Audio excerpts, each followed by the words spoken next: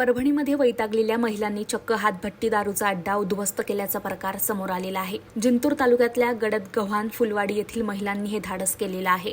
महिलांनी पुढाकार घेऊन पंचवटी तांडा या ठिकाणी दारू विक्रेत्यांच्या घरी धाड टाकली। गावठी हातभट्टीवर बनवण्यात आलेली दारू जप्त करून ती नष्ट केलेली आहे। तांड्यावरील या गावठी दारू अड्ड्यामुळे आजूबाजूच्या जवळपास 3 ते 4 गाव तांडा वस्तीमधील महिला गेल्या अनेक महिन्यांपासून त्रस्त होत्या।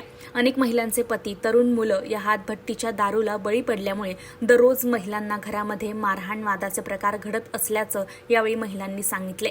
याविषयी पोलिसांकडे अनेक वेळा तक्रारी केल्या तरी देखील कारवाई केली गेली नाही। शेवटी परिसरातल्या अवैध दारू विक्रीला वैतागलेल्या महिलांनी चक्क हा अड्डाच उद्ध्वस्त करण्याचा निर्णय घेतला। त्यानंतर महिलांची झुंबड थेट हातभट्टी विक्रेत्याच्या घरी पोहोचली। यावेळी हातभट्टी विक्रेता आणि महिला यांच्यामध्ये जोरदार बाचाबाची झाली। यामध्ये महिलांनी त्याला दारू विक्री न करण्याची विनवणी केली, मात्र त्याने अर्वाच्य भाषा वापरल्याने शेवटी महिलांनी त्याच्या घरात असलेली जवळपास 100 लिटर हातभट्टी दारू पकडली आणि ती नष्ट केली।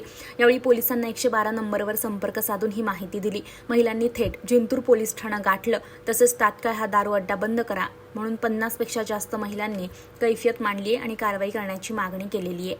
या घटनेची तात्काळ दखल जिंतूर पोलीस ठाण्याचे पोलीस निरीक्षक सुकाळे यांनी घेत संबंधित हातभट्टी विक्रेत्याला ताब्यातही घेतलेलं आहे। बंद कर बनव, कोणाला बनवायचं तर काय करसाल तर करा म्हणजे।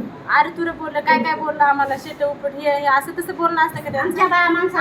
मारहाण दारूच्या कॅने 10 पकड्या, सांडून दिल्या, ओढायले, त्याची बायको ओढायली, ते ओढायला, गच्ची दाबायला बाईची, ही मारहाण, एवढं हाताला मारहाण केली। असं असतं का त्याचं हे करणं? 20-25 वर्षापासून चालू आहे। आम्ही त्याच्या घरात गेलोच नाही अगोदरपासून, पण आता जास्त आमच्या जीवाच्या वरी गेलं म्हणून आम्ही आलो आता। जिंतूर पोलीस स्टेशन हद्दीमध्ये गडदगव्हाणवाडी एक गाव आहे। तर गडदगव्हाणवाडी गाव आणि तांडा, तर या तांड्यावरील आज काही महिलांनी 112 वर कॉल केला होता।